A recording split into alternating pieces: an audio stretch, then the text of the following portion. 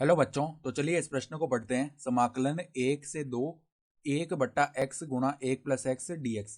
तो यहाँ पर देखो, हमें इस समाकल का मान याद करना है। ठीक है, तो प्रश्न में आगे बढ़ने से पहले इस प्रश्न से संबंधित जो मुख्य अवधारणा है उसकी हम चर्चा कर लेते हैं। तो देखो, मुख्य अवधारणा यहाँ पर देखो, हम समाकलन से संबंधित एक सूत्र जानते हैं कि 1/x का जो समाकलन है x के सापेक्ष क्या होता है, log मापांक x प्लस में समाकलन का चर c। ठीक है, तो अब देखो यहाँ पर हम इस समाकल को एक बार आई बोल लेते। तो आई बराबर सीमा देखो 1 से 2 तक समाकलन 1/x गुणा में 1+x, ये लिखा हुआ है। ठीक है, ये लिखा हुआ है पद पूरा, और यहाँ पर है x के सापेक्ष समाकलन तो dx। तो अब देखो, ये जो ऊपर एक लिखा हुआ है इसको हम कैसे लिख सकते हैं, देखो 1 से 2, फिर ऊपर ये जो एक लिखा हुआ है इसको हम ऐसे लिख सकते हैं x+1, या फिर देखो ऐसे लिख ले 1+x माइनस में x। तो यहाँ से x वापस शून्य हो जाएगा और एक बच जाएगा ऊपर। ठीक है, तो x गुणा में 1+x, ये लिखा हुआ है और ये पूरा पद है।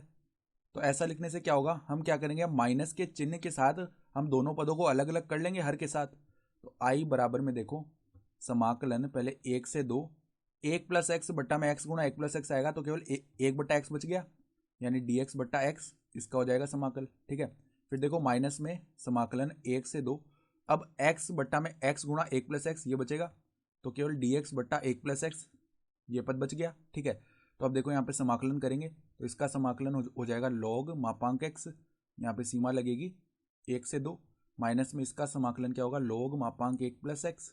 ठीक है, और यहाँ पर सीमा क्या लग जाएगी 1 से 2। ठीक है, तो अब देखो यहाँ से पहले ऊपरी सीमा लगाते हैं।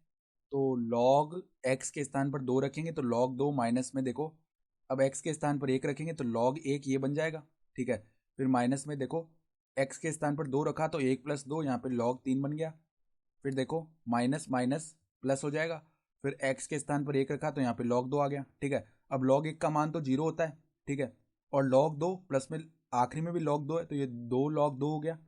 तो 2 log 2 माइनस में log 3 ये बन गया। ठीक है, अब हम जानते हैं कि लघु गणक में आगे जो 2 गुणा में है इसको हम घात में लेके जा सकते हैं 2 की में।